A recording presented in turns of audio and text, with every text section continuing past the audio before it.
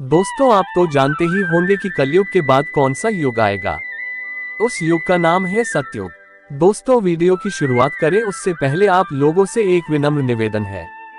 Channel पर पहली बार visit कर रहे हैं तो चैनल को सब्सक्राइब करके घंटी के बटन को ऑल पर सेट कर लें, ताकि हमारी आगे आने वाली वीडियो का नोटिफिकेशन आप तक पहुंचे। आइए वीडियो की शुरुआत करते हैं। प्यारे दर्शकों, ज्योतिष और पौराणिक ग्रंथों में युगों के वर्णन अलग अलग हैं। ग्रंथों के अनुसार 4 युग होते हैं, जो हैं सतयुग, त्रेता युग, द्वापर और कलियुग। कहते हैं कि कलयुग में पाप अपने चरम पर होता है। वर्तमान में यही कलिकाल यानी कलयुग चल रहा है। कलयुग के बाद ऋषि मुनि फिर धरती पर अवतरित होंगे, लेकिन कलयुग की प्रधानता के सवाल पर शुरू से ही विचार किया जाना चाहिए। भगवद गीता का दावा है कि परिवर्तन सृष्टि का एक अंतर्निहित नियम है और वर्तमान युग सभी युगों के 22वें चक्र का प्रतिनिधित्व करता है। जिस प्रकार शरीर त्यागने के बाद आत्मा नया रूप धारण करती है और दिन के बाद रात होती है, उसी प्रकार युग भी एक निश्चित अवधि के बाद बदल जाते हैं। विष्णु पुराण वर्णन करता है कि कलयुग आएगा जब दुनिया की पाप की सीमा बढ़ जाएगी और लोग महसूस करेंगे कि अंधकार का युग शुरू हो गया है। कलयुग की शुरुआत महिलाओं के बाल कटने से होगी और युवा दिखने के लिए हर कोई अपने बालों को डाई करेगा। जब बेटे अपने पिता से लड़ने लगेंगे और ग्रह कलह शुरू हो जाएगी, तो कलयुग अपने चरम पर पहुंच जाएगा और ब्रह्मा और विष्णु एक हो जाएंगे। कलयुग का अंत तब होगा जब विष्णु कल्कि का रूप धारण कर दुष्टों का नाश करेंगे, जिसके बाद सतयुग, एक नया युग शुरू होगा। कलयुग 4,32,000 वर्ष का होगा, जिसमें से 5,121 वर्ष ही बीते हैं। इस उम्र में लोग नास्तिक हो जाएंगे और उनका एकमात्र उद्देश्य धन कमाना होगा। नदियां सूख जाएंगी, गाय दूध देना बंद कर देगी और पिता, पुत्री और भाइयों के संबंध समाप्त हो जाएंगे। कलयुग का अंत महान युद्धों, बाढ़ों, अकालों और बीमारियों का गवाह बनेगा, जो मानव जीवन को 12 वर्ष तक कम कर देंगे। हालांकि कलयुग की समाप्ति के बाद सतयुग शुरू होगा, जहां भौतिक सुखों के बजाय मानसिक सुखों पर ध्यान दिया जाएगा और घृणा के बजाय प्रेम पर जोर दिया जाएगा।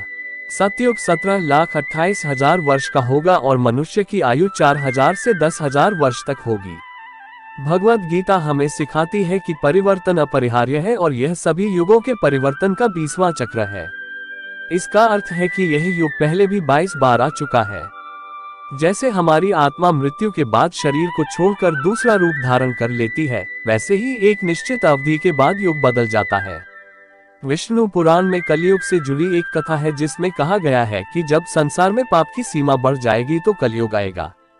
तब लोग पहचानेंगे कि अंधकार का युग शुरू हो गया है। कलयुग की शुरुआत महिलाओं के बालों से होगी। जहां महिलाएं अपने बालों को अपना आभूषण मानती हैं, वहीं कलयुग में वे उन्हें काटने लगेंगी। पुरुष और महिलाएं युवा दिखने के लिए अपने बालों को रंगेंगे और हर कोई अपनी उम्र छिपाना चाहेगा। जब कोई पुत्र अपने पिता पर हाथ उठाता है तो इसका अर्थ है कि कलयुग शुरू हो गया है। जब हर घर में लड़ाई शुरू हो जाएगी तो कलयुग अपनी चरम सीमा पर पहुंच जाएगा।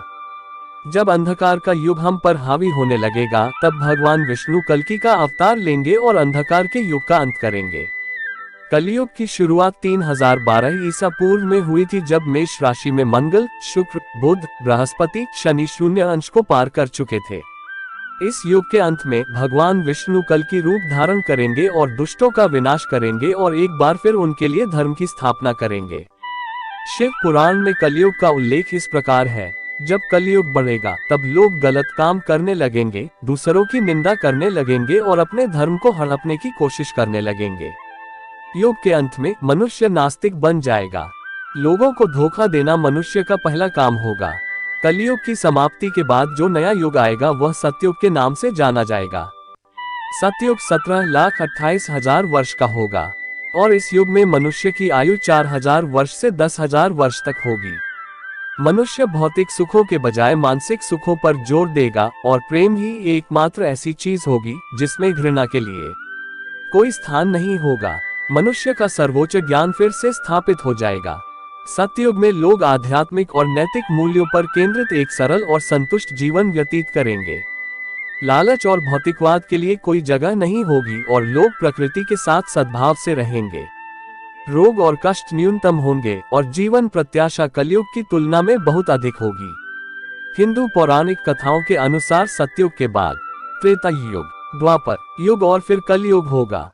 ये चक्र दुनिया के अंत तक जारी रहेगा और फिर सृष्टि का एक नया चक्र शुरू होगा। सतयुग में मनुष्य उच्च नैतिक मूल्यों के साथ सादा जीवन व्यतीत करेगा और आध्यात्मिकता से गहराई से जुड़ा रहेगा। लोगों में ईश्वर को देखने की शक्ति होगी और ध्यान और आध्यात्मिक अभ्यासों के माध्यम से ईश्वर के साथ संवाद करने में सक्षम होंगे। कोई हिंसा या संघर्ष नहीं होगा और हर कोई सद्भाव और शांति से रहेगा। सतयुग के बाद त्रेता युग होगा जो 12,96,000 वर्षों तक चलेगा। इस युग में लोग भौतिकवादी गतिविधियों पर अधिक ध्यान देंगे और महत्वाकांक्षा और शक्ति की ओर उनका रुझान होगा। हालांकि उनका अभी भी आध्यात्मिकता के साथ एक मजबूत संबंध होगा और वे धार्मिकता के मार्ग पर चलेंगे। अगला युग द्वापर युग 8,64,000 वर्षों तक रहेगा। इस युग में लोगों में धन और भौतिक संपत्ति की अधिक इच्छा होगी और प्रौद्योगिकी और वैज्ञानिक प्रगति पर अधिक ध्यान दिया जाएगा। आध्यात्मिकता अभी भी मौजूद रहेगी, लेकिन ये प्राथमिक ध्यान नहीं होगा। अंत में द्वापर युग के बाद फिर से कलयुग होगा और चक्र फिर से शुरू होगा। एक युग का अंत और अगले युग की शुरुआत सृष्टि का एक प्राकृतिक चक्र है और यह हमें सिखाता है कि परिवर्तन अपरिहार्य है। दोस्तों, वीडियो में दी गई जानकारी आपको कैसी लगी? आप वीडियो को लाइक, शेयर, एक प्यारा सा कमेंट करके हमें जरूर बताएं। धन्यवाद। जय श्री हरि विष्णु।